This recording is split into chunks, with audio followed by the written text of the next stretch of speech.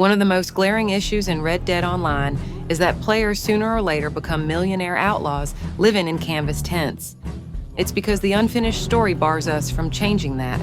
Let's not beat around the bush. Finishing the main plot is the fix that starts it all and makes things right. If you pay attention to the narrative, the message is clear. We're fugitives. I didn't kill Her husband. I don't care! Can't own land, can't build a home, not legally anyway. We can become licensed bounty hunters, but not landowners, I guess. So the question is, what stands between us and freedom? 2 or 3 more missions with Jessica Leclerc. Hello. That's all. At this point, there's no need for a fancy 40-hour expansion, just a few clean and proper missions to be done with this hindrance.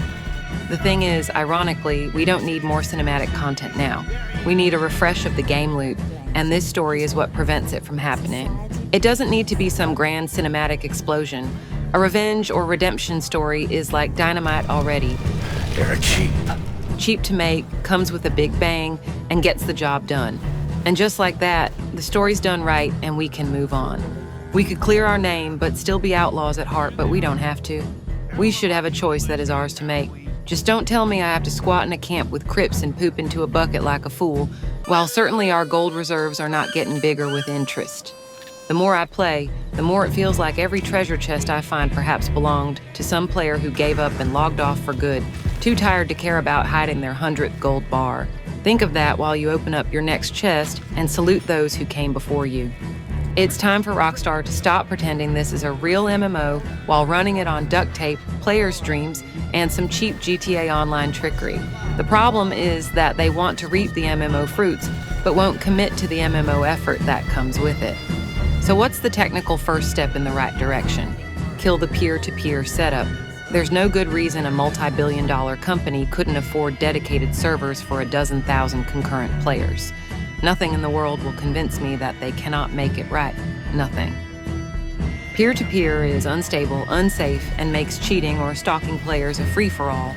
Servers are not a 100% perfect fix, but they would patch the biggest holes of the system and give the possibility to implement the next features in a safe, controlled environment. And honestly, it's long overdue. Now that we've tackled the 2 biggest roadblocks holding RDO back from becoming the best MMO shooter out there, it's time to focus on the one feature that could give players real control and a sense of agency: the economy. And I don't mean the current lopsided system where we just throw gold at cosmetics or unlocking roles once in a lifetime of our characters.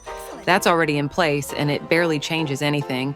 Eventually, everything becomes just another item to buy. What the game needs is a full-scale, player-driven economy, a system where players can craft, trade, and barter goods on a global market. Imagine being able to specialize in a single of dozens of trades. Maybe you're a gunsmith, a horse breeder, a builder, a herbalist mixing advanced medicine, or a chemist crafting fancy bullets. Then imagine those trades feeding into each other, creating a web of supply and demand across the entire world. Remember the myths that some horses are braver than others? What if it was true with player-bred horses? Funny thing about mounts, there's barely a real difference between the starter one with a good saddle and best stirrups and the Black Arabian. But what if players could actually breed faster horses or more durable guns? A real free market would not only breathe new life into the world, it would change how we play entirely, giving us a reason to invest, specialize, and shape the game together. It would be a hell of a good reason to log into Red Dead Online daily, like into a proper MMO. Frankly, the GTA-style system of cookie-cutter apartments and lifeless prefab interiors has worn out its welcome. It's a formula that deserves to be quietly retired.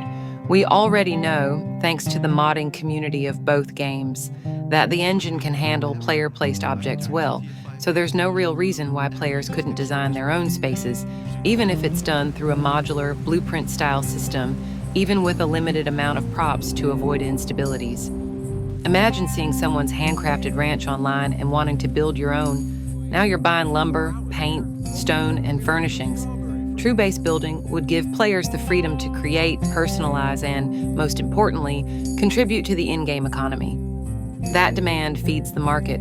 It also opens up a new role for craftsmen who produce unique, high-value items far more meaningful than the goods we pull from a catalog or cook up by a campfire. Custom base building isn't just cosmetic. It's a system that could link creativity, gameplay, and economy in a way Red Dead Online desperately needs.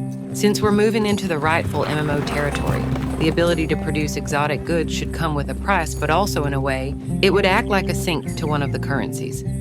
This would be a way of supporting the game in its new form. It's a better use of gold than buy gold from the store to buy some trinkets or a roll. It would keep everyone invested in the game, no matter if they're currently on or off. Next up, the way players appear on the map needs a serious overhaul. For a game that prides itself on immersion, having everyone pinging around like they've got GPS devices shoved where the sun don't shine completely breaks that spell. Since we've already moved away from peer-to-peer, larger servers with more players should now be possible, and that opens the door to a smarter presence system. Player locations should be shown no more clearly than how legendary animals appear, vague, flickering hints rather than glowing dots acting as bullet magnets from hundreds of yards away. That way, if two players want to meet, it's a mutual effort, not one-sided exploitation of a dated, cheap mechanic. With more players in a session, natural encounters would still happen, just in a more organic, believable way. And if a player does appear on the map for a moment, it could prompt a manhunt through a tracking mechanic, allowing others to follow their trail like they would stalk a legendary beast. That dynamic, being the hunted or the hunter, adds depth, tension, and intention. When it comes to the more aggressive types of players, let them stay flagged as they are, but reward their high-risk play with high-payout outlaw missions, which we already have. Speaking of outlaws and gunslingers, the honor system needs a serious overhaul, and with it, the game could introduce a kind of pseudo-role for outlaws. Right now, there's little point in sticking too strictly to either side. It's far too easy to end up a goody-two-shoes cowboy just by doing random things like feeding a horse. Is that a kind woman? Is that a good woman? Is that a bad woman? Is that a she-devil? Maybe it's all of them at once. The honor system ought to be used more boldly. You shouldn't be able to take on any low honor missions while riding around like a knight in shining armor, and vice versa. Just make it extreme and encouraging to go into either side. That way, being an outlaw becomes a role of its own. Those bad-to-the-bone missions should come with a juicy payout. If you're going to be evil, at least make it worth the bounty over your head. You cannot afford to care, because those are the kind of people that get things done in this world. One of the biggest immersion killers in RDO is how stiff and limited the world feels when it comes to interaction. Objects might look beautiful, but most of them are unusable in any way. That's a shame, especially for a game that thrives on atmosphere, and in an age where games grow through screenshots, videos, and fan content. These small touches matter immensely. Right now, you can open a few cabinets, loot some items, sit in select spots, and, by some programming oversight, chop wood at a random stump. But this world deserves more. Players should be able to sit in any chair, lie down and rest in found beds, adjust room lighting, play instruments in the wild, throw logs on the fire, or trigger emotes in an easier-to-control cinematic mode.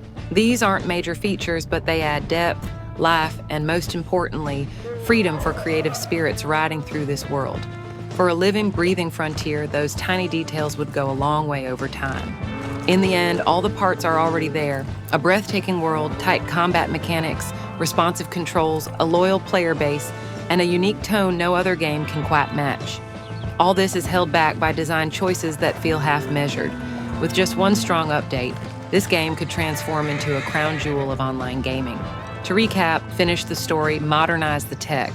Let players build, trade, choose if they're villains or heroes, and truly live in this world. It doesn't take a revolution, just smart decisions that value what's already here. Because truth is, RDO doesn't need miracles. It just needs good direction. It's one step from greatness, and that step isn't even that incredibly big. It just needs to be taken. Subscribe for more content and see you around, partner.